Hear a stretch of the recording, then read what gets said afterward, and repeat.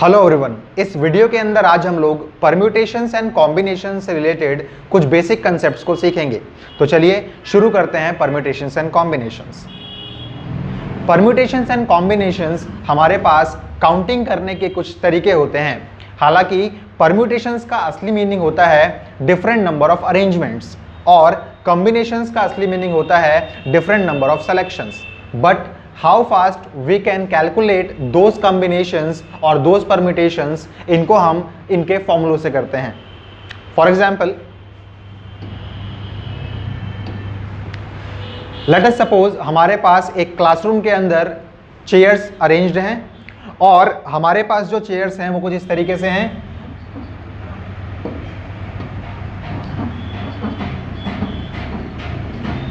हमारे पास एक रो के अंदर 5 चेयर्स हैं और ऐसे ही हमारे पास लगभग 7 रोज हैं।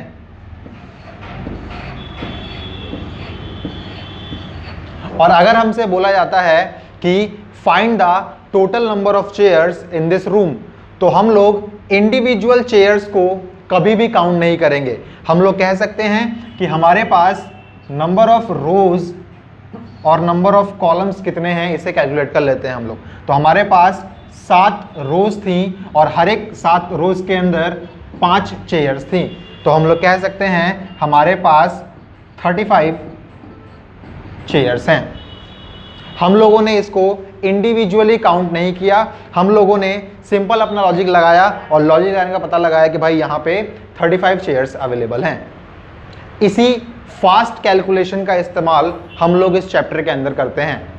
हालांकि जैसा मैंने पहले बताया, परम्यूटेशंस का असली मीनिंग होता है डिफरेंट नंबर ऑफ अरेंजमेंट्स और कॉम्बिनेशंस का असली मीनिंग होता है डिफरेंट नंबर ऑफ सेलेक्शंस। ठीक है, इस फास्ट कैलकुलेशंस को करने के लिए हमारे पास 2 रूल स्पेसिफाई किए गए हैं जिन्हें हम बोलते हैं फंडामेंटल रूल ऑफ काउंटिंग।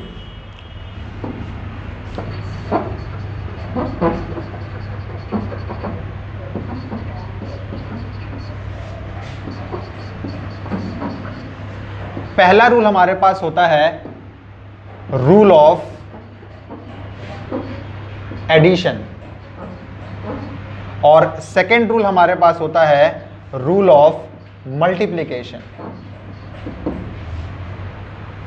जब कभी भी क्वेश्चन को पढ़ने के बाद हमें और वर्ड मिलेगा और उसको हिंदी में ट्रांसलेट करने के बाद अगर हमें मिलता है या वर्ड, तो हम लोग हमेशा रूल ऑफ एडिशन का इस्तेमाल करेंगे। ठीक है, और जब कभी भी क्वेश्चन को पढ़ने के बाद हमें मिलता है एंड वर्ड और हिंदी में ट्रांसलेट करने के बाद हमें मिलता है और वर्ड, तो हम लोग वहां पे हमेशा रूल ऑफ मल्टीप्लिकेशन लगाएंगे। ठीक है, चलिए इन रूल्स को थोड़ा बारीकी से करते हैं और इसके ऊपर एक बेस्ड क्वेश्चन करके देखते हैं। हमारे पास पहला रूल जो है वो है रूल ऑफ एडिशन। तो सपोज कीजिए हमारे पास 2 डिसजॉइंट सेट्स हैं ए और बी और दोनों आपस में म्यूचुअली एक्सक्लूसिव हैं, यानी कि पहले वाले की अकरेंस दूसरे वाले की अकरेंस पे कोई भी प्रभाव नहीं डाल रही। तो उसके बाद लेट अस सपोज कीजिए ए जो है वो m डिफरेंट वेज में हो सकता है। A can occur in m different ways and B can occur in n different ways. Then A और B can occur in m plus n ways. ध्यान दीजिएगा यहाँ पे जो वर्ड लगा हुआ है A और B, जब कभी भी हमारे पास और वर्ड आता है तो हम वहाँ पे प्लस वाला साइन लगाते हैं। इस पे बेस्ड एक क्वेश्चन करके देखते हैं। क्वेश्चन को ध्यान से पढ़िएगा। A college offers 7 courses in the morning and 5 in the evening. एक कॉलेज हमारे पास 7 कोर्सेज को मॉर्निंग में ऑफर करता है और 5 कोर्सेज को इवनिंग में ऑफर करता है। हमसे पूछ रहा है the number of veg a student can select exactly 1 course either in the morning और इन द इवनिंग। हमारे पास मॉर्निंग में कोर्स को चूज करने की 7 डिफरेंट पॉसिबिलिटीज हैं या फिर 7 डिफरेंट वेज हैं। तो मॉर्निंग में कोर्स को चूज करने की हमारे पास 7 पॉसिबल वेज हैं, और इवनिंग में हमारे पास कोर्स को चूज करने की 5 डिफरेंट वेज हैं। और अगर हमसे पूछा जाता है कि मॉर्निंग में या फिर इवनिंग में एक कोर्स हमें सेलेक्ट करना है, इस और का मतलब या मैंने बताया था यहां पे।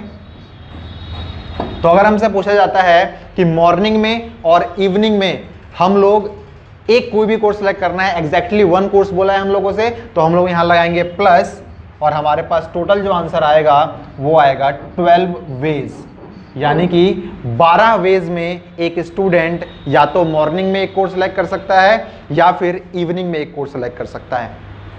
यही क्वेश्चन अगर हमसे पूछा जाता in how many ways a student can select 1 course in the morning and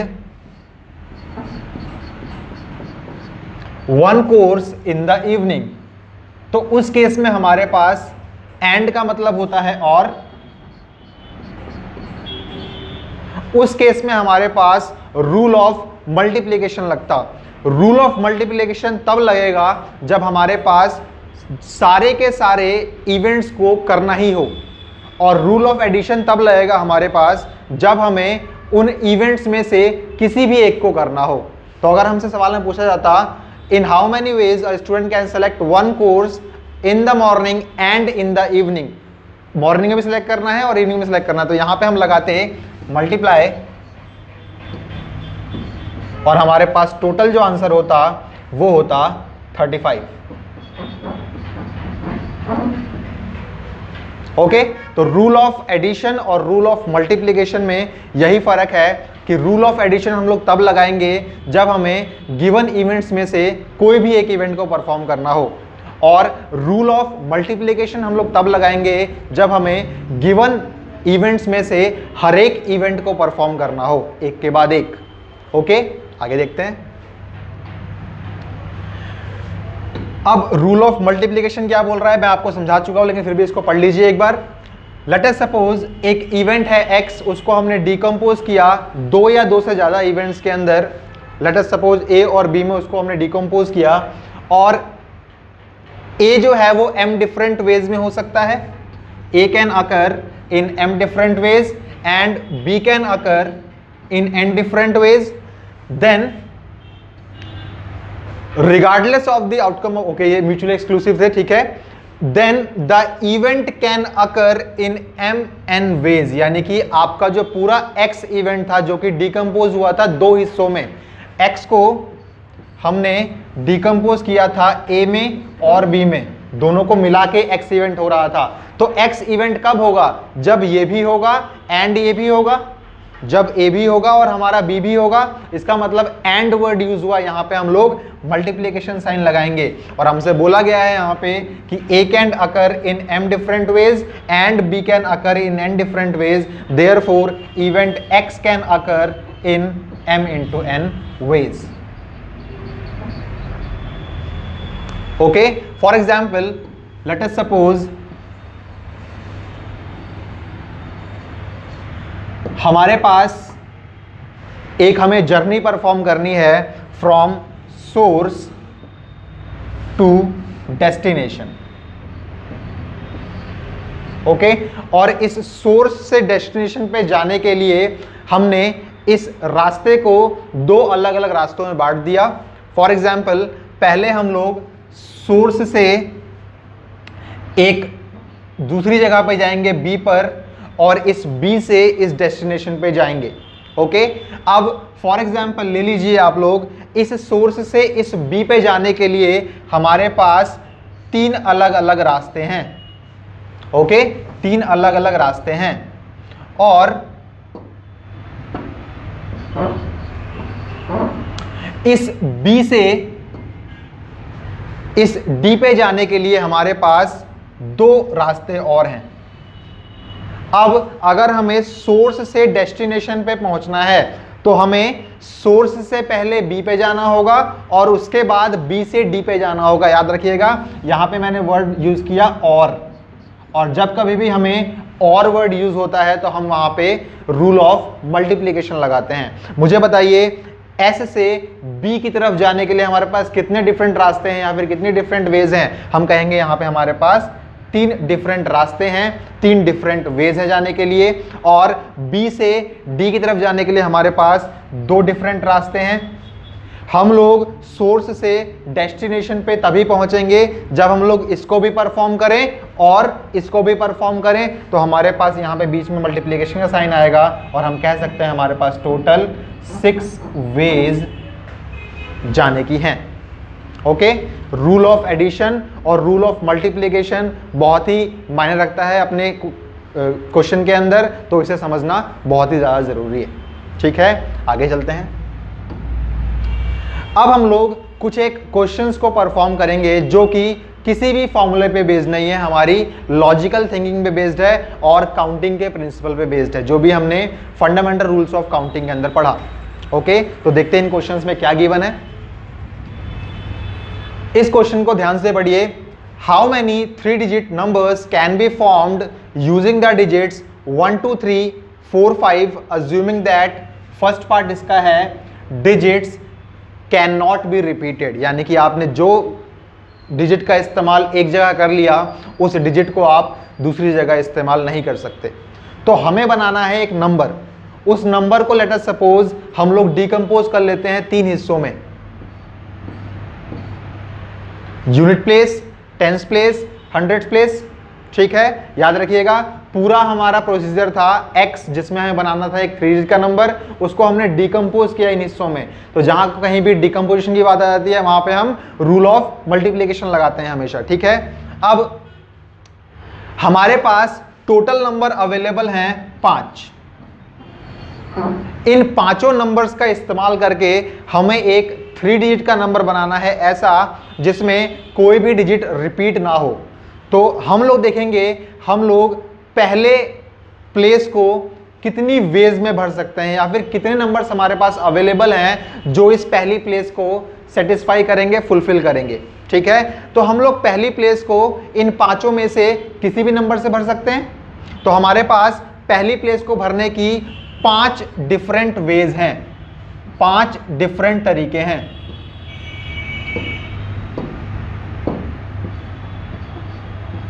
okay, अब इन 5 डिफरेंट तरीकों का यूज करके हमने एक नंबर यहां पे ऑक्यूपाई करा लिया, यानी कि अब हमारे पास टोटल नंबर्स बचे 4। सेकेंड प्लेस को भरने के लिए हमारे पास अब 4 ही पॉसिबल वेज हैं या फिर 4 ही पॉसिबल नंबर्स हैं। तो हम लोग कहेंगे हमारे पास सेकेंड प्लेस को भरने के लिए 4 वेज अवेलेबल हैं या फिर 4 नंबर्स अवेलेबल हैं। यहां पे हमने एक नंबर यूज कर लिया, यहां पे हमने एक नंबर यूज कर लिया, यानी कि हमारे पास टोटल 2 नंबर्स यूज हो गए इन 5 में से। यानी कि अब हमारे पास सिर्फ और सिर्फ 3 नंबर्स बचे हैं यहां भरने के लिए। तो हम लोग कह देंगे यहां पे 3 वेज अवेलेबल हैं इस प्लेस को भरने के लिए। और क्योंकि ये हमने डिकम्पोज किया था इन 3 हिस्सों में, इसलिए हम यहां लगाएंगे मल्टीप्लिकेशन का साइन। और हमारे पास टोटल वेज जो आएंगी, जितने हम 3 डिजिट नंबर फॉर्म कर सकते हैं, वो आएगी 60 वेज। ओके, 60 वेज हमारे पास ऐसी हैं जिसमें हम लोग 3 डिजिट का नंबर बना सकते हैं जहां पर रिपीटेशन अलाउड ना हो। ओके, अगर हम इसका सेकेंड पार्ट देखें तो सेकेंड पार्ट में हमसे इसने बोला है डिजिट्स कैन बी रिपीटेड, यानी कि जो अंक आप यहां भर दें वो आप यहां भी भर सकते हैं और यहां भी भर सकते हैं। तो हमारे पास फिर से हम इसको 3 जगहें बनाएंगे यहां पे, और फर्स्ट प्लेस को हम लोग 5 डिफरेंट वेज में भर सकते हैं। हमारे पास टोटल जो नंबर्स अवेलेबल थे वो थे 5। हम लोग इस फर्स्ट प्लेस को 5 डिफरेंट वेज में भर सकते हैं। अब क्योंकि नंबर जो है वो रिपीटेशन अलाउड के केस में आता है, तो हम लोग उस नंबर को दोबारा यहां भी भर सकते हैं। हमारे पास कोई नंबर यहाँ पे कम नहीं होगा इस बार। हमारे पास हर एक प्लेस को भरने के लिए 5 ही डिफरेंट वेज होंगी और 5 ही नंबर्स अवेलेबल होंगे, यानी कि हम लोग यहाँ पे भी 5 नंबर्स में से कोई सा भी एक नंबर भर सकते हैं और यहाँ पे भी 5 में से कोई सा एक नंबर भर सकते हैं। तो हमारे पास टोटल नंबर ऑफ वेज जो आएंगी वो आएंगी 5 to the power 3, it means 125। Okay जब कभी भी रिपीटिशन अलाउड होगी तो हर एक प्लेस को भरने के लिए हमारे पास उतनी ही नंबर ऑफ वेज होंगी जितने आपके पास नंबर दिए हुए हैं। लेकिन जब कभी भी रिपीटिशन अलाउड नहीं होगी तब हमारे पास अगर एक नंबर ऑक्यूपाई हो गया तो इसमें से हम एक नंबर कोई सा भी काट देंगे, अगर दूसरा नंबर भी ऑक्यूपाई हो गया तो इसमें से हम दो नंबर काट देंगे और तीसरे वाले को भर देंगे ऐसे। ओके ठीक है आगे चलते। How many 3-digit even numbers can be formed from the digits 1, 2, 3, 4, 5, 6 if digits can be repeated। जब कभी भी हमारे पास सवाल आएगा जिसमें कोई ना कोई कंडीशन फुलफिल करानी हो हमें, तो हम लोग हमेशा सबसे पहले उस कंडीशन को फुलफिल कराएंगे। हमें यहाँ बोला गया है how many 3-digit even numbers can be formed, तो हम लोग यहाँ पे 3 प्लेसेस बनाएंगे और सबसे पहला काम करेंगे हम लोग इवन नंबर फॉर्म करने का। इवन नंबर इन नंबर्स से कब बनेगा? जब हमारे पास यूनिट प्लेस के ऊपर या तो 2 हो या 4 हो या 6 हो, इन तीनों में से कोई सा भी एक नंबर हो। तो यूनिट प्लेस को भरने के लिए हमारे पास 3 डिफरेंट वेज हैं, यानी कि यूनिट प्लेस को भरने के लिए हमारे पास 3 डिफरेंट वेज है। आइदर इट बी 2, 4 और 6। इन तीनों में से कोई सा भी एक नंबर ऊपर आ सकता है, तो हमने वहां पे 3 वेज लिख दिया। ध्यान दीजिएगा नंबर ऑफ वेज 3 है, लेकिन एट अ टाइम सिर्फ इनमें से कोई एक नंबर ही यहां पे यूज होगा। तो एक नंबर अगर हमने यहां यूज कर लिया तो हमारे पास टोटल नंबर्स थे 6। एक नंबर हमने यहां यूटिलाइज कर लिया तो हमारे पास टोटल नंबर्स अब बचे 5। इस प्लेस को भरने के लिए हमारे पास 5 डिफरेंट वेज हैं और एक नंबर यहां भी हमारे पास यूटिलाइज हो गया। तो अगेन अब इस प्लेस को भरने के लिए हमारे पास 4 डिफरेंट वेज हैं। तो हम कह सकते हैं हमारे पास इवन नंबर्स कब फॉर्म होंगे? जब digits can not be repeated. हम कह देंगे यहां पे 5 × 4 × 3। ओके ये पूरा सवाल जो भी आंसर आएगा हमारा 60 आंसर आएगा। तो 60 इवन नंबर्स ऐसे बन सकते हैं यहाँ पे जहाँ पे डिजिट्स रिपीट नहीं होंगी। ओके मैंने गलती से इस क्वेश्चन के अंदर digits can not be repeated वाला सवाल करा दिया। अगर ये सवाल हमें करना होता डिजिट्स कैन बी रिपीटेड, तो देखते हैं कैसे होता है वाला सवाल।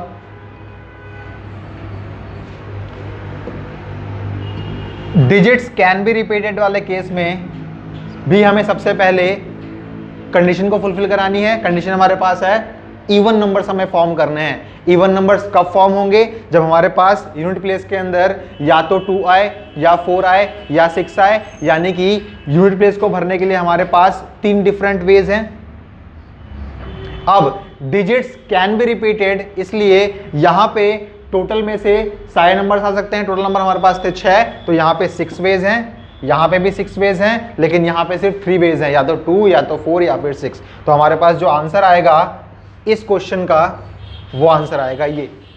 ठीक है ऊपर वाला जो हमारा आंसर आया था उस केस में मैंने लिखा था digits can not be repeated. ये जो हमारा आंसर आएगा यहां पे कैन नॉट बी रिपीटेड वाले क्वेश्चंस का सवाल आएगा और इसमें रिपीटिशन अलाउड वाले का आएगा। ठीक है आगे चलते हैं।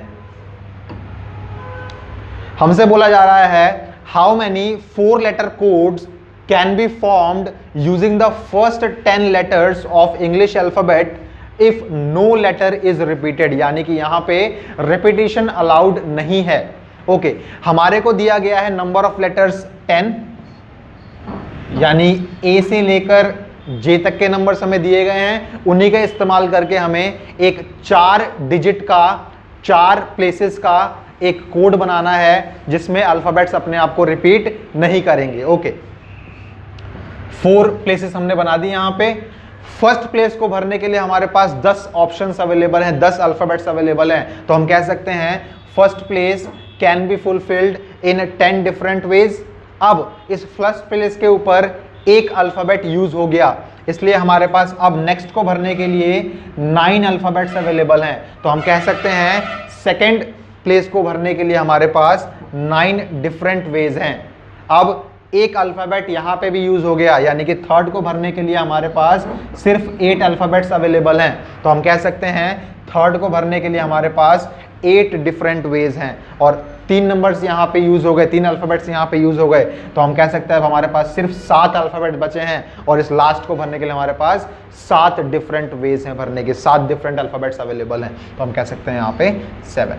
अब उस कोड फॉर्मेशन को हमने डिकम्पोज किया था 4 हिस्सों में। डिकम्पोजिशन जहां पे भी आता है वहां पे हमें लगाना होता है रूल ऑफ मल्टीप्लीकेशन। तो यहां लगेगा मल्टीप्लाई, मल्टीप्लाई, मल्टीप्लाई, और जो भी इसका आंसर आएगा वो हमारे पास 4 लेटर कोड्स बनेंगे using 10 letters of the English alphabet. Okay, हम इन सवालों के अंदर कहीं पे भी परम्यूटेशंस और कॉम्बिनेशंस का फॉर्मूला नहीं यूज कर रहे, हम लोग सिर्फ बेसिक रूल ऑफ काउंटिंग का इस्तेमाल कर रहे हैं, कितनी वेज है हमारे पास उस वैकेंट प्लेस को भरने की। ओके, आगे चलते हैं। हमसे बोला जा रहा है how many 5 digit telephone numbers can be constructed using the digits 0 to 9 if each number starts with 67 and no digit appears more than once. यानी कि आपको 5 डिजिट का एक नंबर बनाना है, और नंबर के बाद इन्होंने हमें कंडीशन दे रखी है कि फर्स्ट डिजिट 6 होनी चाहिए हमारी, सेकंड डिजिट 7 होनी चाहिए, और उसके बाद आपको कॉम्बिनेशंस बनाने हैं बहुत सारे, जो भी डिफरेंट अरेंजमेंट्स होंगी इसकी नंबरों की वो करनी है आप लोगों को। सबसे पहले 0 to 9 के अंदर हमारे पास 10 डिजिट्स अवेलेबल होती हैं। ओके, 10 डिजिट्स अवेलेबल होती हैं। फर्स्ट प्लेस पे हमें 6 रखना है, सेकंड प्लेस पे हमें 7 रखना है, फिक्स्ड है ये। आने वाले प्लेसेस के अंदर हम कुछ भी रख सकते हैं। ओके, तो अगर हमने 6 को फर्स्ट प्लेस पे ऑक्यूपाई कराना है तो हमारे पास सिर्फ और सिर्फ एक वे है, वो है 6 को यहाँ पे रख दो। प्रीवियस क्वेश्चंस में हमने किया था अगर हमें इवन नंबर बनाना था, हमारे पास कितनी वेज थी, 2, 4 और 6, हमारे पास 3 वेज थी उसे करने की, लेकिन हमें फर्स्ट प्लेस पे सिर्फ और सिर्फ 6 रखना है यहाँ पे। तो हमारे पास इसको करने की सिर्फ एक तरीका है, और वो है यहाँ पे 6 रख दो। ठीक है, एक नंबर हमारे इसमें से कम हो गया जो कि 6 था, तो हमारे पास अब 9 डिजिट्स बची। सेकंड प्लेस पे हमें 7 रखना है, 7 को रखने की भी हमारे पास सिर्फ और सिर्फ एक तरीका है, 7 को उठा के रख दो। तो हमारे पास इसको भरने का भी सिर्फ एक तरीका है, वो है 7 रख दो यहाँ पे। इसमें से एक नंबर भी कम हो गया, यानी कि यहाँ पे हमारे पास सिर्फ 8 डिजिट्स बचे। अब थर्ड प्लेस को नंबर रखने के लिए हमारे पास 8 डिफरेंट तरीके अवेलेबल हैं। यहाँ पे कोई कंडीशन नहीं है, यहाँ पे 8 में से कोई सा भी नंबर आ सकता है। तो इसको करने के हमारे पास 8 वेज हैं। एक नंबर यूटिलाइज यहाँ पे भी हो गया, तो अब 7 नंबर बचे। इसको भरने के हमारे पास 7 वेज हैं, एक नंबर यूटिलाइज यहाँ पे भी होगा, हमारे पास 6 नंबर बचे, और इसको करने के हमारे पास 6 तरीके हैं। तो in total 5 digit telephone numbers using the digit 0 से लेकर 9 starting with 67 will be 1 into 1 into 8 into 7 into 6। जो भी हमारा आंसर आएगा वो इस क्वेश्चन का आंसर होगा। ओके, अगर इसी सवाल के अंदर हमें कंडीशन ना दी होती कि नंबर स्टार्ट्स विद 67 होना चाहिए, अगर हमें कंडीशन नहीं दी होती ये वाली कि नंबर स्टार्ट्स विद 67 होना चाहिए, सिर्फ ये दिया होता how many 5 digit telephone numbers can be constructed using the digit 0 to 9 if no digit appears more than once, तो इस केस में हमारे पास आंसर क्या होता, चलिए देखते हैं। 5 डिजिट का नंबर हमें बनाना था।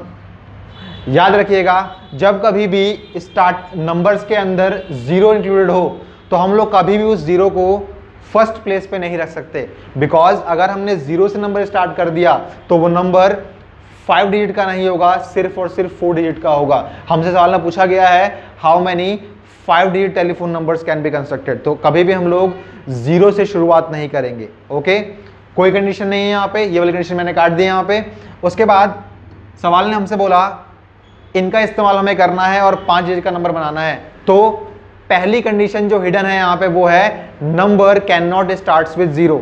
अगर हम 0 को एक्सक्लूड कर दें यहाँ पे, हमारे पास इन टोटल 10 नंबर्स हैं, 1 से लेके 9 तक के नंबर्स, प्लस में एक और नंबर 0 नंबर फर्स्ट प्लेस पे नहीं आ सकता, यानी कि रिमेनिंग नंबर आ सकते हैं। तो फर्स्ट प्लेस को भरने के लिए हमारे पास 9 तरीके अवेलेबल हैं। 10 नंबर्स में से 0 को हटा दिया जाए तो 9 नंबर्स अवेलेबल रहता है हमारे पास। तो फर्स्ट प्लेस को भरने के लिए हमारे पास 9 नंबर्स अवेलेबल हैं।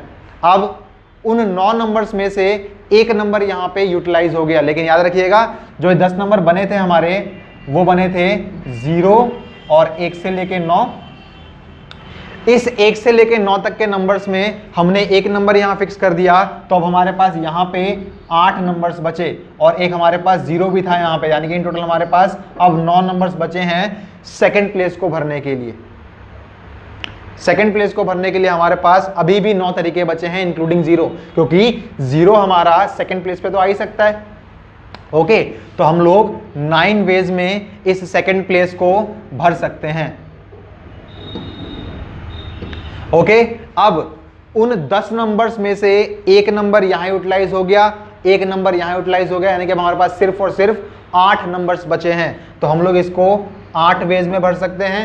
अब 10 में से 3 नंबर्स यहां पे यूटिलाइज हो चुके हैं, तो हम लोगों के पास 7 नंबर्स और बचे हैं, तो हम लोग यहां पे 7 कर देंगे और इसके बाद हम लोग यहां पे 6 कर देंगे। तो हमारे पास जो आंसर आएगा वो आंसर आएगा इनको मल्टीप्लाई करने के बाद। याद रखिएगा, जब कभी भी हमारे पास 0 नंबर्स में इंक्लूड होता है तो हम उसको स्टार्टिंग पोजीशन पे नहीं रख सकते। उन 0 के अलावा जो भी नंबर्स दिए हैं उतने नंबर ऑफ वेज हो सकती हैं यहां भरने की। ओके, आगे चलते हैं। सवाल ने हमसे पूछा है, a coin is tossed 3 times and the outcomes are recorded, how many possible outcomes are there. एक कॉइन को हमने 3 बार उछाला है या फिर 3 डिफरेंट कॉइन्स को हमने एक बार उछाला है और हमसे पूछा जाता है आउटकम्स कितने आएंगे। तो इस सवाल को करने का तरीका सीख जाइए, प्रोबेबिलिटी में भी काम आएगा आप लोगों के, और अगर आप बाइनरी वगैरह करते हैं तो उसमें भी काउंटिंग करने के काम आएगा। ठीक है, अगर आप सिक्के को सिर्फ एक बार उछालें तो आपके पास 2 आउटकम्स होते हैं, या तो हेड या फिर टेल। ठीक है, और अगर आपके पास एक इवेंट है जिसमें आपको 2 सिक्कों को उछालना है, तो आपके पास जो आउटकम्स बनेंगे, पहले सिक्के को उछालने के आउटकम्स आपके पास 2, या तो हेड या फिर टेल, और सेकंड सिक्के को उछालने के भी आउटकम आपके पास 2, या तो हेड या फिर टेल। आपने एक इवेंट को 2 हिस्सों में डिकम्पोज किया था, तो यहाँ पे मल्टीप्लीकेशन का साइन आएगा और आपके पास टोटल 4 आउटकम्स होंगे।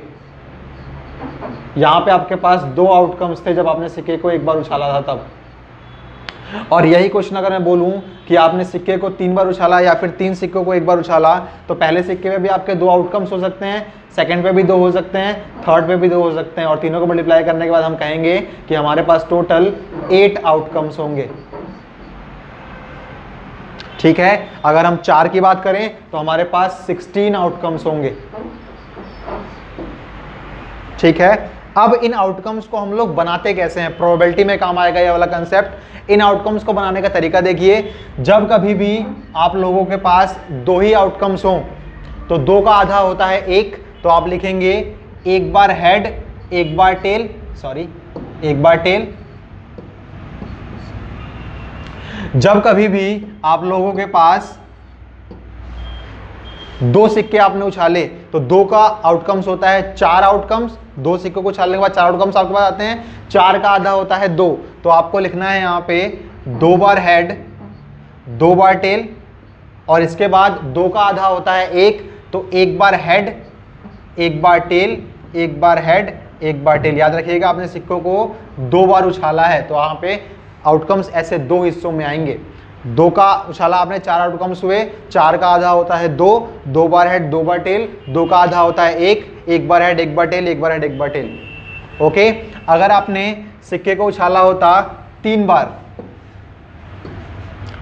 1 2 3 बार उछाला होता, 3 बार उछालने के बाद आपके आउटकम्स होते हैं 8, आपके आउटकम्स होते हैं 8, 8 का आधा होता है 4, तो आपको लिखना है 4 बार हेड 4 बार टेल, 4 का आधा होता है 2, 2 बार हेड 2 बार टेल 2 बार हेड 2 बार टेल, और 2 का आधा होता है 1, तो आपको लिखना है head tail head tail head tail head tail. Similarly अगर आपके पास 16 आउटकम्स होते तो आपको लिखना होता 16 का आधा होता है 8, आपको लिखना होता 8 बार हेड 8 बार टेल, और उसके बाद 4 बार हेड 4 बार टेल 4 बार हेड 4 बार टेल, और उसके बाद 2 बार हेड 2 बार टेल 2 बार हेड 2 बार टेल 2 बार हेड 2 बार टेल 2 बार हेड 2 बार टेल, और सिमिलरली 1 बार हेड 1 बार टेल 1 बार हेड 1 बार टेल। तो आप इसको प्रैक्टिस कर सकते हैं कॉपी में अपनी, जब कभी भी आप इसकी प्रैक्टिस करेंगे तब। ओके तो हमारे पास सवाल है a coin is tossed 3 times then the outcomes are recorded, how many outcomes are there. तो हम बोलेंगे अगर 3 बार सिक्के को उछाला है हमने तो हमारे पास आउटकम्स 8 होंगे, और 8 को बनाने का तरीका भी मैंने आपको बता दिया। ओके नेक्स्ट चलते हैं। हमारे पास 5 फ्लैग्स गिवन है डिफरेंट कलर्स के, और हमसे बोला जा रहा है कि how many signals can be generated if each signal requires 2 flags. अगर हमारे पास 5 नंबर्स गिवन होते और हमसे पूछा जाता how many 2 digit numbers can be formed, तो हम लोग इसको आसानी से कर सकते थे। सेम कंसेप्ट यहां लगने वाला है। 2 फ्लैग्स का इस्तेमाल करके हमें एक सिग्नल जनरेट करना है, और हमारे पास इन टोटल 5 फ्लैग्स गिवन हैं। तो फर्स्ट फ्लैग को चूज करने के हमारे पास 5 डिफरेंट तरीके हैं, 5 तरीका यूज हो गया। एक फ्लैग यहाँ पे यूटिलाइज हो गया, तो नेक्स्ट फ्लैग में हमारे पास 4 तरीके बचे, 4 फ्लैग्स बचे। तो नेक्स्ट को भरने के हमारे पास 4 वेज हैं। इन टोटल हमारे पास 20 वेज हैं सिग्नल को जनरेट करने की। इजी। नेक्स्ट, अब परम्यूटेशंस के अगर हम सवाल करेंगे जब हम, तो हमारे पास एक फैक्टोरियल नोटेशन का इस्तेमाल करना भी पता होना चाहिए हम लोगों को। फैक्टोरियल नोटेशन होती क्या है? फैक्टोरियल नोटेशन होती है, अगर हम बात करते हैं किसी भी नंबर n हमारा इंटीजर होना चाहिए पॉजिटिव। अगर हम बात करते हैं n फैक्टोरियल की, तो n फैक्टोरियल का मतलब होता है वो number into number -1 into number -2 into number -3 and so on up to 1। हम लोग उस नंबर को मल्टीप्लाई करते रहते हैं, उसका डिक्रीमेंट करते रहते हैं, डिक्रीमेंट करते करते हम लोग 1 तक जाते हैं, और जो भी हमारे पास आंसर होता है वो हम कहते हैं उसका फैक्टोरियल आया। फॉर एग्जांपल अगर हम बात करें 5 फैक्टोरियल की, तो हमारे पास जो फैक्टोरियल आएगा वो आएगा 5 इंटू 4 इंटू 3 इंटू 2 इंटू 1, यानी कि इसको जब हम मल्टीप्लाई करते हैं तो हमारे पास जो आंसर आता है वो आता है 120। तो 5 फैक्टोरियल की वैल्यू जो होती है वो 120 होती है। सिमिलरली अगर हम बात करें 6 फैक्टोरियल की, तो 6 फैक्टोरियल हमारे पास होता है 6 into 5 into 4 into 3 into 2 into 1, और इसका आंसर हमारे पास होता है 720। और हम एक और चीज़ कह सकते हैं कि 6 फैक्टोरियल इज इक्वल्स टू होता है 6 इंटू 5 फैक्टोरियल, बिकॉज ये सारी टर्म्स जो हैं वो 5 फैक्टोरियल के ही बराबर हैं। बहुत सी बुक्स में फैक्टोरियल को हम लोग रिप्रेजेंट करते हैं ऐसे, और कुछ पुरानी बुक्स हमारे पास हैं उसके अंदर हम लोग फैक्टोरियल रिप्रेजेंट करते हैं ऐसे n फैक्टोरियल। 2 तरीके हमारे पास फैक्टोरियल करने के, याद रखिएगा।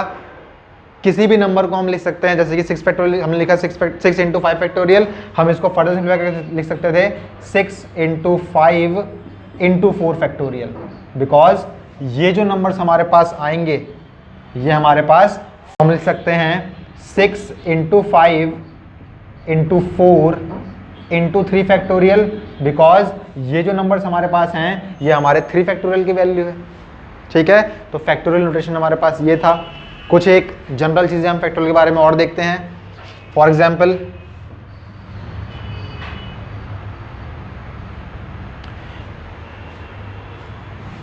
ज़ीरो फैक्टोरियल हमेशा 1 के बराबर होता है, और नेगेटिव नंबर का फैक्टोरियल अगर हम निकालें तो वो हमेशा हमें इन्फिनिटी के बराबर होता है। यानी कि नेगेटिव नंबर का फैक्टोरियल हमें डिफाइंड नहीं होता। याद रखिएगा, जिस भी नंबर का हमें फैक्टोरियल निकालना है वो हमेशा एक पॉजिटिव इंटीजर होना चाहिए। 0 फैक्टोरियल का आंसर हमारा 1 होता है, नेगेटिव नंबर का आंसर हमारा इन्फिनिटी होता है, डिफाइंड नहीं होता है, नॉट डिफाइंड होता है। ओके, और अगर हम बात करें डबल फैक्टोरियल की, एक डबल फैक्टोरियल क्या होता है तो देखते हैं डबल फैक्टोरियल क्या होता है।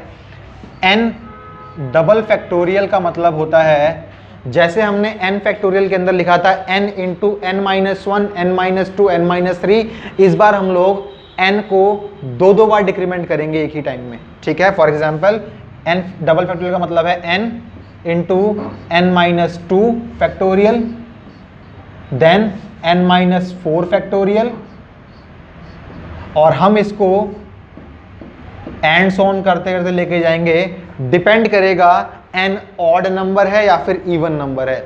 अगर n ऑड है तो हम इसको 1 तक लेके जाएंगे, और अगर n इवन है तो हम इसको 2 तक लेके जाएंगे। ओके, फॉर एग्जाम्पल अगर हमें निकालना है 5 डबल फैक्टोरियल, तो इसका आंसर होगा 5 into 5 minus 2 is 3, 3 minus 2 is 1, तो अप टू 1 ये गया। और अगर हमें निकालना होता 6 का डबल फैक्टोरियल तो हमारे पास होता 6 इंटू 4 इंटू 2, दैट्स इट। ठीक है, डबल फैक्टोरियल हमारे टेक्स्ट बुक्स में नहीं मिलता, हालांकि 1-2 बार कैट लेवल एग्जाम्स में इसके बारे में पूछा गया है। तो कैट में ये इंपॉर्टेंट हो सकता है, हमारे MCA में इंपॉर्टेंट नहीं होता, हमारे टेक्स्ट बुक में ये इंपॉर्टेंट नहीं होता। ओके, आगे चलते हैं। अब परम्यूटेशंस, अभी तक जो हमने सवाल किए वो सारे के सारे सवाल बेसिक रूल ऑफ काउंटिंग के ऊपर थे, लेकिन परम्यूटेशन से भी वो सवाल हो सकते हैं, परम्यूटेशंस का फॉर्मूला लगा के भी हम उन सवालों को कर सकते हैं। अब परम्यूटेशंस होती क्या है, जैसे मैंने पहले बताया, परम्यूटेशंस का मीनिंग होता है डिफरेंट अरेंजमेंट्स। ठीक है, तो अगर हमसे पूछा जाता है the number of ways of arranging या फिर ऑर्डरिंग या फिर selecting r things from n different things, यानी कि हमारे पास, ध्यान दीजिएगा, अगर हमारे पास n नंबर्स गिवन थे और हमें उनका इस्तेमाल करके 3 डिजिट का नंबर बनाना था, तो हमारे पास n की वैल्यू थी वहाँ पे, मान लीजिए 5 तक नंबर गिवन था 5, और r का मतलब था वहाँ पे 3। यानी कि अगर हमारे पास n नंबर्स गिवन हैं और उन n नंबर्स में से हमें r को उठा के उनको अरेंज करना है, तो उसका फॉर्मूला होता है NPR, और इस NPR को हम लोग डिनोट करते हैं इस फॉर्मूले से। ये होता है हमारे पास n फैक्टोरियल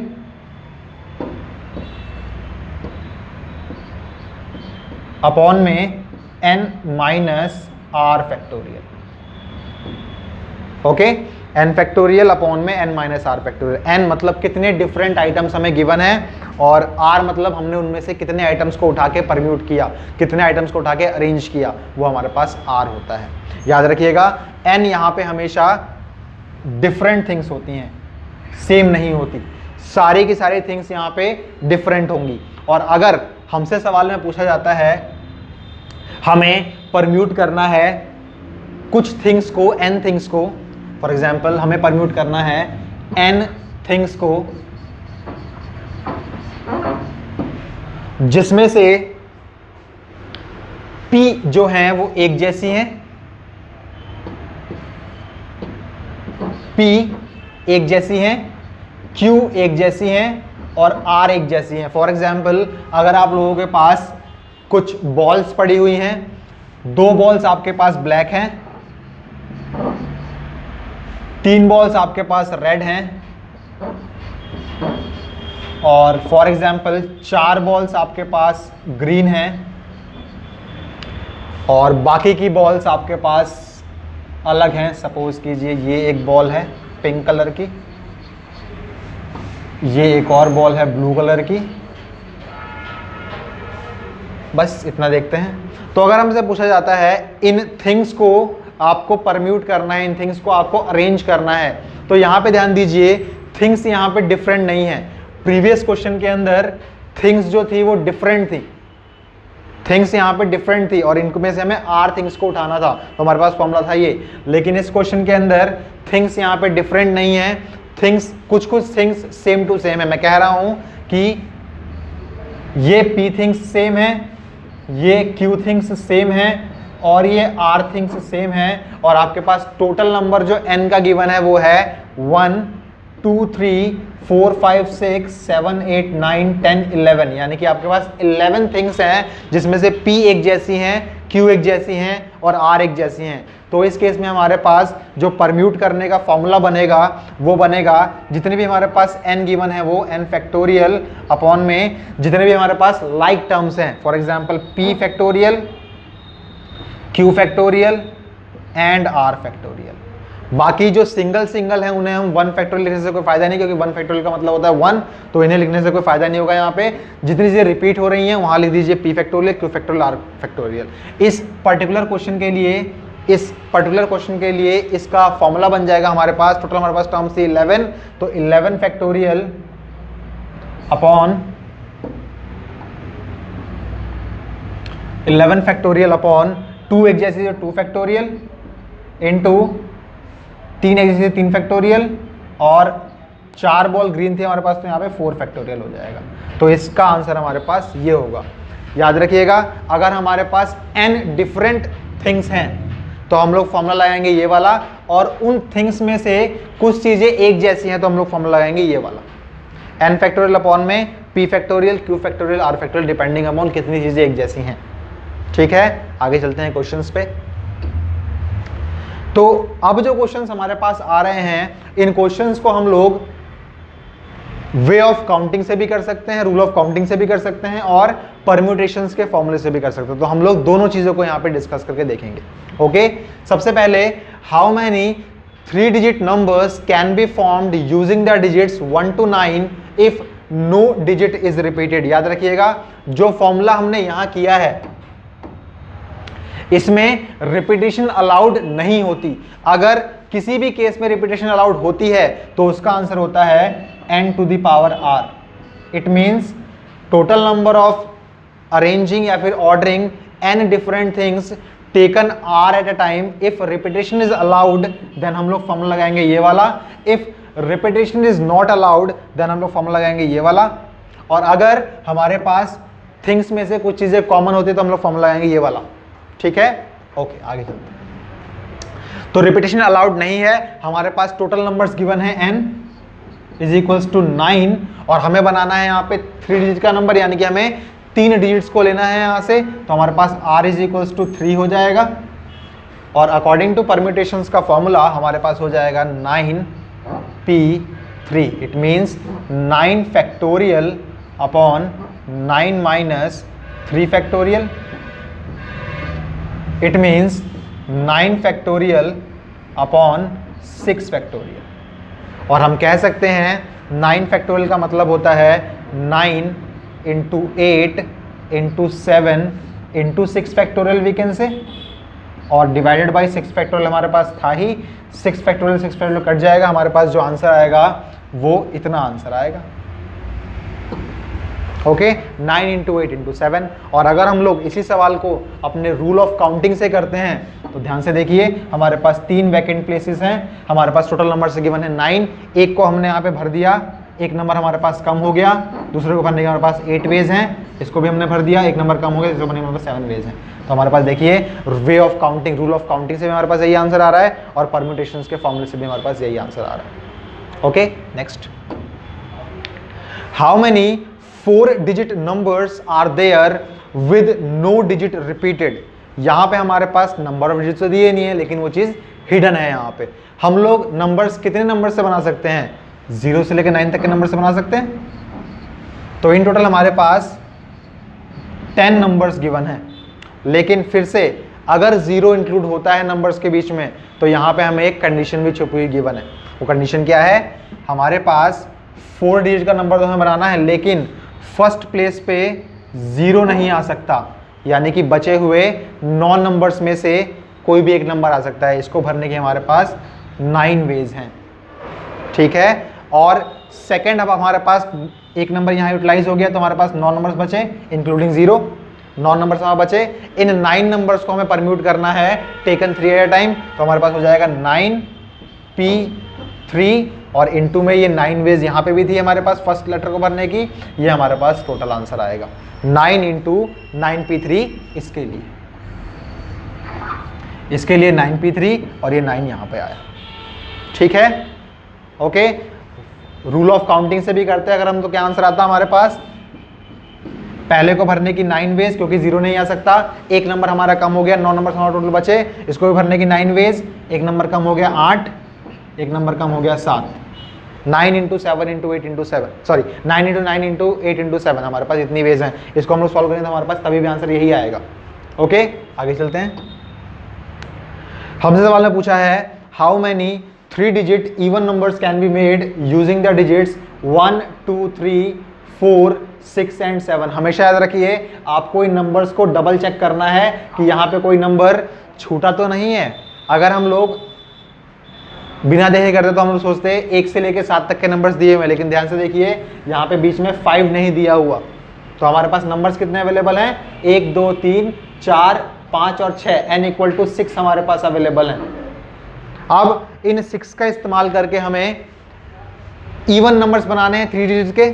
तो हमारे पास इवन नंबर बनाने हैं, याद रखिएगा अगर कोई भी कंडीशन पहले आती है तो हमें उस कंडीशन को पहले फुलफिल करना होता है, बाद में हम लोग रूल ऑफ काउंटिंग लगाएंगे या फिर बाद में हम लोग परम्यूटेशन का फॉर्मूला लगाएंगे।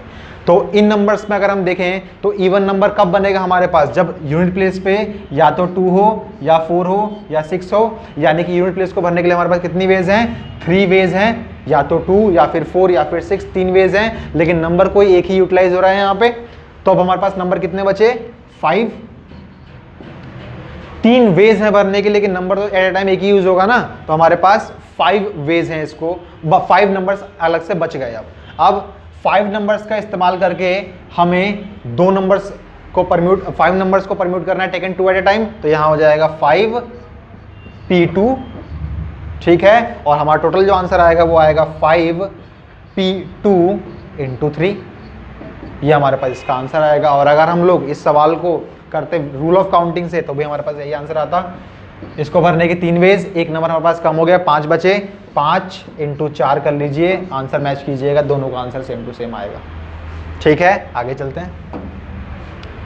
Find the number of 4 digit numbers that can be formed using the digits 1 2 3 4 5 if no digit is repeated. हमसे बोला गया है रिपीटिशन जो है वो अलाउड नहीं है। ओके, हमें बनाना है 4 डिजिट का नंबर, तो रूल ऑफ काउंटिंग से ही करते हैं इसको। हमारे पास हो जाएगा यहाँ पे 5 4 3 और 2। अगर हम इसको करते हैं परम्यूटेशन से, हमारे पास होता 5p4, जो भी हमारा आंसर आएगा इससे यही आंसर आएगा देखेंगे तो, और ये हमारा आंसर होगा 5 × 4 × 3 × 2। ओके, और इसने हमसे पूछा अब how many of these will be even, इसमें से कितने इवन होंगे। तो हम लोग इवन का भी निकाल लेते हैं एक बार। इवन का निकालने के लिए क्या होगा, यूनिट प्लेस पे क्या होना चाहिए, या तो 2 होना चाहिए या फिर 4 होना चाहिए, या तो 2 या फिर 4, यानी कि सिर्फ 2 वेज। ओके, 2 वेज तो इसको भरने की है, लेकिन एट ए टाइम एक ही नंबर यूज होगा। हमारे पास नंबर गिवन थे 5, एक नंबर यहाँ पे यूज हो गया तो हमारे पास नंबर बचा 4। इसको भरने के हमारे पास 4 वेज, इसको भरने के 3 वेज, इसको भरने के 2 वेज। तो इनको मल्टीप्लाई करके जो भी आंसर आएगा हमारा वो इवन नंबर्स आएंगे। और अगर हमसे बोला जाता ऑड नंबर्स भी निकालिए, तो याद रखिए टोटल नंबर्स जो बनेंगे वो इवन प्लस ऑड ही बनेंगे। और अगर हमसे बोलता ऑड निकालो तो वो हो जाएगा टोटल माइनस इवन। ऑड को निकालने के लिए अलग से फॉर्मूला लगाने की जरूरत नहीं है। अगर आपके पास टोटल भी है, अगर आपके पास इवन भी है, तो आप ऑड भी निकाल सकते हैं आराम से। ठीक है, नेक्स्ट चलते हैं। From a committee of 8 persons, how many ways we can choose a chairman and a vice chairman, assuming that one person cannot hold more than one position। ये सवाल बेसिकली कॉम्बिनेशंस में पूछा जाना चाहिए था, लेकिन इस सवाल को हम लोग परम्यूटेशंस में भी कर सकते हैं। बताऊंगा मैं आने वाली वीडियोस में कॉम्बिनेशंस का असली डेफिनेशन क्या होता है और परम्यूटेशन से कैसे लिंक्ड है। ओके, सबसे पहले हम लोग देखते हैं, हमें 8 लोग टोटल दिए हुए हैं। हमें इन 8 लोगों में से 2 लोगों को चुनना है, एक चेयरमैन और एक वाइस चेयरमैन। पहले पर्सन को चुनने के लिए हमारे पास 8 लोग अवेलेबल हैं, तो हमारे पास 8 वेज हैं इसको करने की। ओके, सेकंड पर्सन को चुनने के लिए हमारे पास अब एक आदमी यहाँ पे कम हो गया, एक आदमी यहाँ पे यूटिलाइज हो गया, तो हमारे पास 7 वेज करने की अलग से बच गई यहाँ पे। इसको करने के हमारे पास 7 वेज हैं, यानी कि हम लोग 56 तरीकों में पता कर सकते हैं, एक वाइस चेयरमैन और एक चेयरमैन को चुन सकते हैं। ये सवाल हमने परम्यूटेशन से किया है। इस सेम सवाल को मैं आने वाली क्लासेस के अंदर कॉम्बिनेशन से भी करा के दिखाऊंगा आप लोगों को। ओके, आगे चलते हैं। हमसे बोला जाता है हाउ मेनी वर्ड्स विद और without meaning can be formed using all the letters of the word equation using exactly once. हमें सबका इस्तेमाल करना है यहाँ पे और बताने हमें कितने पॉसिबल वर्ड्स बन सकते हैं विद और विदाउट मीनिंग। इसका मतलब क्या है, विद और विदाउट मीनिंग का मतलब है इक्वेशन को आप कैसे भी अरेंज कीजिए और जो वर्ड आपके पास बन रहा है वो मतलब वो वर्ड बन रहा है बस आपके पास।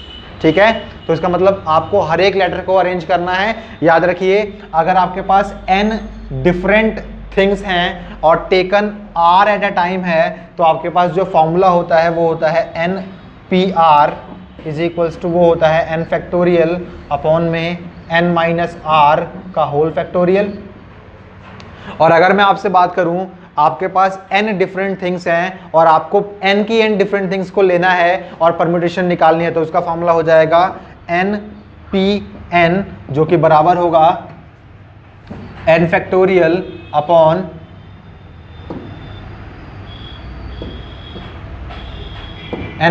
Upon n minus n factorial के, जो कि इन टर्म्स बराबर होगा n फैक्टोरियल अपॉन 0 फैक्टोरियल के, और 0 फैक्टोरियल मैंने बताया था 0 फैक्टोरियल बराबर होता है 1 के, तो यहाँ हो जाएगा ओनली n फैक्टोरियल। ओके, तो जब कभी हमसे बोला जाए आपके पास n डिफरेंट थिंग्स हैं और आपको सबको लेके परम्यूट करना है, तो उसका आंसर होता है n फैक्टोरियल। आपके पास 5 डिफरेंट थिंग्स हैं और आपको सबको ही परम्यूट करना है, तो उसका आंसर होगा 5 फैक्टोरियल। आपके पास 3 डिफरेंट थिंग्स हैं और आपको सबको लेके उसको परम्यूट करना है, तो आपका आंसर होगा 3 फैक्टोरियल। आपके पास n डिफरेंट थिंग्स हैं और सबको परम्यूट करना है, तो आपका आंसर होगा n फैक्टोरियल। ओके, तो अगर हम इस सवाल को अब दोबारा से पढ़ें,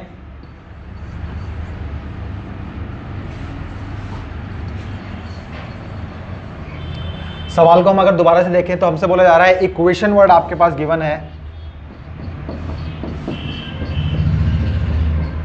और इस इक्वेशन वर्ड का इस्तेमाल करके हमसे बोला जा रहा है कि विद और विदाउट मीनिंग कितने वर्ड्स आपके पास बनेंगे, वो सब कुछ निकालिए। तो आप ध्यान से देखिए, यहाँ पे कोई भी वर्ड रिपीट नहीं कर रहा और कितने अल्फाबेट्स हैं ये 1 2 3 4 5 6 7 8, तो आपका टोटल नंबर ऑफ वर्ड्स जो बनेंगे वो बनेंगे 8 फैक्टोरियल। ओके, ईजी है, ठीक है। इस सवाल को ध्यान से देखते हैं हम लोग।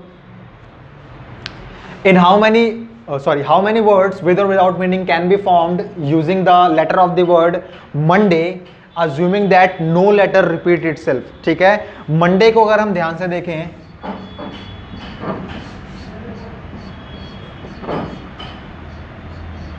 तो मंडे वर्ड के अंदर हमारे पास कोई भी अल्फाबेट रिपीट नहीं हो रहा। ओके, फर्स्ट पार्ट हमसे बोल रहा है 4 letters are used at a time. सबसे पहले हम देखते हैं कितने अल्फाबेट्स वहां पे हैं। यहां पर हैं 1 2 3 4 5 6, यानी कि n की वैल्यू है हमारे पास 6 और हमसे बोल रहा है 4 letters are used at a time, यानी कि r की वैल्यू हमारे पास है 4। तो फर्स्ट का आंसर हमारा होगा 6p4। ओके, सेकेंड में हमसे बोल रहा है all letters are used at a time, यानी कि आपके पास 6 लेटर्स हैं और आपको 6 के 6 लेटर्स का इस्तेमाल करना है। तो मैंने थोड़ी देर पहले डिस्कस किया वाला फॉर्मूला, इसका आंसर होगा हमारे पास 6 फैक्टोरियल। ओके, थर्ड हमारे पास बोल रहा है all letters are used but first letter is a vowel. Okay, all letters are used but first letter is a vowel का मतलब है फर्स्ट प्लेस पे आपके पास एक वॉवेल आना चाहिए, बाकी की 5 प्लेस पे कुछ भी आ जाए। तो फर्स्ट प्लेस की कंडीशन हमारे फुलफिल करने की कितनी वेज है हमारे पास, देखते हैं कितनी है। वॉवेल्स है हमारे पास 2, ओ या फिर ए, यानी कि फर्स्ट प्लेस को भरने के लिए हमारे पास 2 डिफरेंट पॉसिबिलिटीज हैं, लेकिन एट अ टाइम एक ही वर्ड वहां पे यूज होगा। तो अब हमारे पास नंबर्स बच गए 5, नंबर्स बच गए 5, अल्फाबेट्स बच गए 5 और हमारे पास जगह भी है 5, तो इसको हम कर सकते हैं 5 फैक्टोरियल वेज में, या फिर 5p5 करके भी 5 फैक्टोरियल आएगा। तो हमारे पास इन टोटल जितना आंसर आएगा वो आएगा 2 × 5 फैक्टोरियल। थर्ड पार्ट का आंसर हमारा ये, फर्स्ट पार्ट का आंसर हमारा ये था, सेकंड का ये था और थर्ड का ये। ओके, आगे चलते हैं। In how many different ways the letters Mississippi do the 4 eyes do not come together. इस सवाल को ध्यान से देखेंगे, टेक्स्ट बुक का सवाल है, हमारे एग्जामिनेशन से पूछा जाता है, एंट्रेंस में पूछा जाता है। ध्यान से देखते हैं इस सवाल को। मैं अभी इस सवाल को डिस्कस नहीं कर रहा, मैं इन जनरल बातें बताता हूं अगर आप लोगों से, ठीक है। तो अगर हम बात करें वर्ड मिसिसिपी की,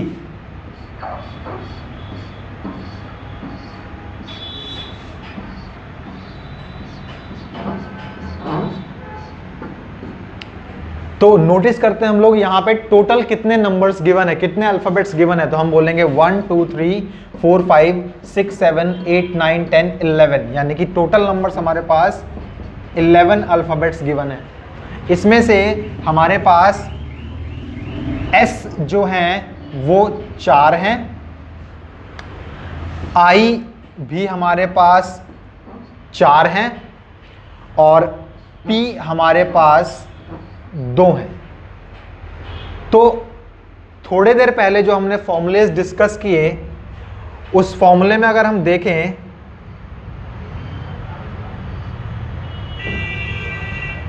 उन फॉर्मूलोज में अगर हम देखें तो हमने डिस्कस किया था, अगर आपके पास n थिंग्स हैं जिसमें से P एक जैसी हैं, Q एक जैसी हैं और R एक जैसी हैं, बाकी सबकी अलग अलग हैं, तो उसका फॉर्मूला होता है n फैक्टोरियल अपॉन में P factorial, Q factorial, R factorial. तो अगर हम बात करें टोटल कितने वर्ड्स हम लोग बना सकते हैं विद और without meaning using the letters of the word Mississippi, तो हम कहेंगे कि हम लोग टोटल बना सकते हैं 11 factorial upon 4 factorial into 4 factorial into 2 factorial. इसको सॉल्व करने के बाद जो भी हमारा आंसर आएगा वो उतने वर्ड्स होंगे विद और विदाउट मीनिंग जो इस वर्ड मिसिसिपी से फॉर्म हो सकते हैं। ओके, इसको निकाल के हम लोग साइड में रख लेंगे। ठीक है, अब अगर हमसे पूछा जाता है कि हमें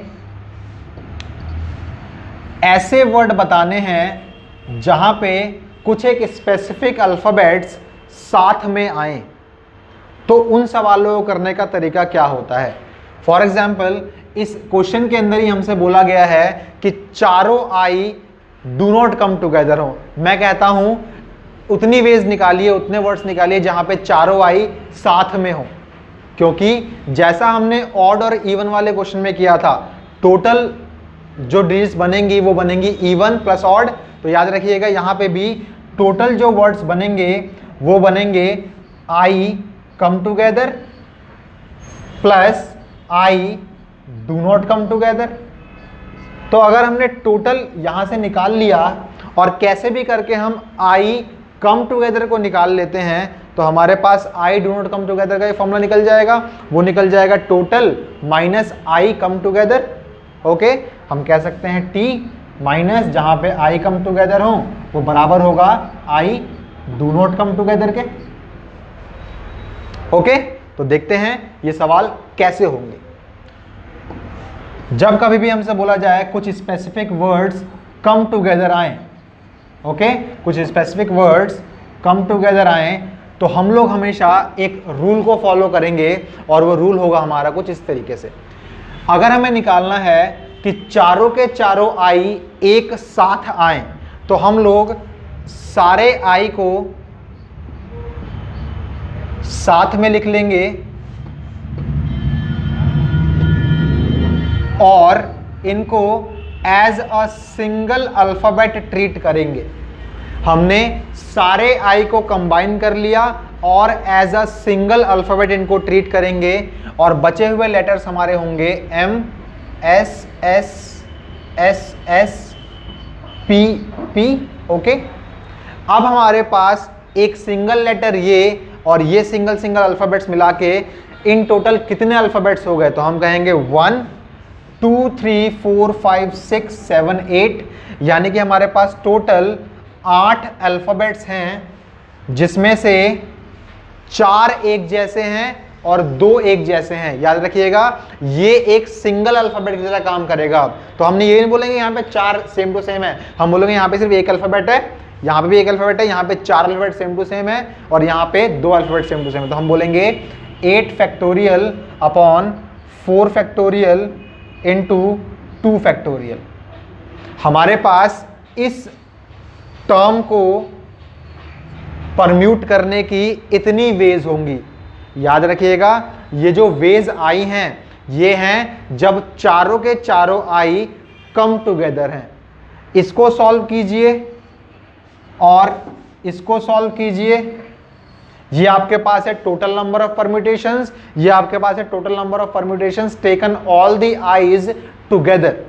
तो अगर हमें पता करना है all the I's do not come together, तो हम कर देंगे टोटल में से इसको minus, total minus I come together is equals to I do not come together, that's it. ठीक है, इस सवाल पे बेस्ड हमेशा क्वेश्चन आपके पेपर में भी पूछा जाएगा, एंट्रेंस में भी पूछा जाएगा। ठीक है, हालांकि इस सवाल के अंदर एक चीज और हमने छोड़ दी क्योंकि इस सवाल की रिक्वायरमेंट नहीं थी वैसी, लेकिन अगर सपोज कीजिए, ये सवाल यहाँ फिनिश हो चुका है, आप इसको उतार सकते हैं। अगर सपोज कीजिए यहाँ पे चारों आई सेम टू सेम नहीं होते, यहाँ पे 4 लेटर्स अलग अलग होते, हम कहते हो 4 लेटर्स हमेशा साथ में आने चाहिए, तो उनको क्लब कर देते हम लोग एक साथ और एक एल्फाबेट बना लेते उन लोगों को। लेकिन उन 4 लेटर्स को भी अरेंज करने के हमारे पास 4 फैक्टोरियल वेज होती। ठीक है, तो हम आंसर आने के बाद लास्ट में इनटू में 4 फैक्टोरियल भी करेंगे। ऐसा सवाल हम लोग देखने वाले हैं भी आगे, तो घबराइए मत। अभी देखते हैं उस सवालों कैसे होता है वाला सवाल। यहाँ पे सारे के सारे आई एक जैसे थे, इसलिए हमने यहाँ पे इनटू में सिर्फ 1 किया है। अगर यहाँ पे अलग अलग नंबर्स होते तो हम यहाँ पे कुछ और चीज करते, वो देखेंगे हम लोग अगले सवाल में। ठीक है, ध्यान से देखिएगा सवाल को। In how many ways can the letters of the word permutations be arranged if first part is word starts with P and ends with S।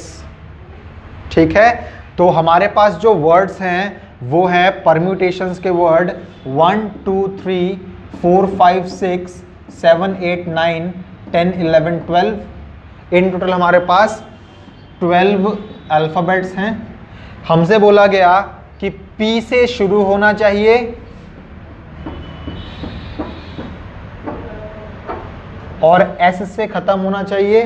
First place पे P को भरने की हमारे पास सिर्फ एक तरीका है, क्योंकि P यहाँ पे सिर्फ एक है तो इसको भरने का सिर्फ एक तरीका। लास्ट प्लेस पे S को भरने का तरीका भी हमारे पास एक है। ओके, बच गए हमारे पास 10 अल्फाबेट्स और 10 ही यहाँ पे खाली जगह हैं, तो हम कह सकते हैं इनको भरने के हमारे पास 10 फैक्टोरियल वेज हैं या फिर 10p10 वेज हैं। 10p10 का आंसर भी 10 फैक्टोरियल आने वाला है। 10 ही नंबर्स बचे हमारे पास और 10 ही स्पेसेस बचे हमारे पास, तो 10 फैक्टोरियल वेज में कर सकते हैं हम लोग इसको। तो 1 इंटू 10 फैक्टोरियल इज, जो भी हमारा आंसर आएगा इसका 10 फैक्टोरियल आंसर आएगा। तो फर्स्ट का आंसर हमारा है 10 factorial. Okay, 10 factorial. Second part को अगर हम ध्यान से देखें तो सेकेंड पार्ट हमसे बोल रहा है वॉवेल्स आर ऑल टुगेदर। ध्यान दीजिएगा, जो हमने लास्ट सवाल किया है मिसिसिपी वाला, ये उसका एक्सटेंशन है जो मैं समझाने की कोशिश कर रहा था वहां पे। Vowels are come together, vowels को हमें साथ में लाना है। ठीक है, साथ में लाने का तरीका बहुत ही आसान है। ध्यान से देखिए कितने वॉवेल्स हैं यहाँ पे। वॉवेल्स हैं यहाँ पे E, U and then A, then I, O. Okay, ये सारे आपके पास वॉवेल्स हैं और वॉवेल्स को छोड़ के कितने अल्फाबेट्स बचे आपके पास? वो बचे P, R, M, T, T and then N, S. Okay, अगर हमें चाहिए वॉवेल्स हमेशा साथ में आए तो इनको क्लब करके हम एक सिंगल अल्फाबेट मान लेंगे। और अब हमारे पास कितने अल्फाबेट्स हो गए टोटल? 1 2 3 4 5 6 7 8, यानी कि 8 फैक्टोरियल। और इस 8 फैक्टोरियल में से कितने अल्फाबेट्स रिपीट हो रहे हैं इनको नहीं सोचेंगे हम लोग, सिर्फ यहां देखेंगे। यहां पे 2 टी आ रहे हैं तो यानी इनटू में 2 फैक्टोरियल, खत्म। लेकिन अब अगर हम इस क्लबिंग की बात करें तो यहां पे हमारे पास 5 डिफरेंट वॉवल्स हैं और इन 5 डिफरेंट वॉवल्स को हम इंटर्न 5 फैक्टोरियल वेज में अरेंज कर सकते हैं। तो हम यहां लिखेंगे मल्टीप्लाइड बाई 5 फैक्टोरियल। और सपोज कीजिए अगर यहां पे 2 ई होते तो हम कहते हमारे पास टोटल वेज इनको अरेंज करने की जो है वो होती 6 फैक्टोरियल अपॉन में 2 फैक्टोरियल, बिकॉज 2 ई यहां पे आ रहे हैं। ठीक है, ये तरीका था हमें वहां पे करने का। अगर मिसिसिपी के अंदर भी आई के साथ यहाँ पे क्लब हो गए कुछ और चीज़ें भी आती तो उनको अरेंज करने के तरीके हमारे पास अलग होते। फॉर एग्जाम्पल अगर तरीका वहाँ पे होता आई इंटू आई इंटू आई, 4 आई हमारे पास होते, और फॉर एग्जाम्पल यहाँ पे एक ए भी होता तो इसको अरेंज करने के हमारे पास तरीके अलग से, जो मल्टीप्लाई ये हमारे पास था यहाँ पे ऑप्शन। इसके अलावा मल्टीप्लाई में जो होता हमारे पास वो होता इंटू में, इसके साथ इंटू में, इसके साथ इंटू में जो होता वो होता 5 फैक्टोरियल अपॉन 4 फैक्टोरियल, बिकॉज 5 यहां पे टोटल नंबर्स हैं जिसमें से 4 एक जैसे हैं। ठीक है, जब कभी भी हमारे पास अलग अलग चीजों की हमने ग्रुपिंग करी है तो हम लोग यहां पे हमेशा मल्टीप्लाइड बाई उनके परम्यूटेशंस को भी लिखेंगे। ओके, तो ये हमारी वीडियो थी जो परम्यूटेशंस के बेसिक कंसेप्ट्स को देख रही थी। आने वाली वीडियोस में हम लोग कॉम्बिनेशंस के बेसिक कंसेप्ट्स को सीखेंगे और उससे आने वाली वीडियोस में हम लोग कॉम्बिनेशंस और परम्यूटेशंस में जो एंट्रेंस लेवल के सवाल होते हैं उन्हें देखेंगे। अभी के लिए इतना ही। Thank you.